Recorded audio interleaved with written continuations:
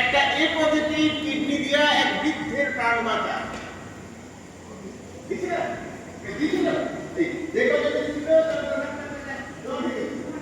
কিন্তু এই শর্মা কোনো কিছু তোয়াক্কা না করে নিজের একটা সুস্থ কিডনি বিনামূল্যে তোমার বাবাকে দান করে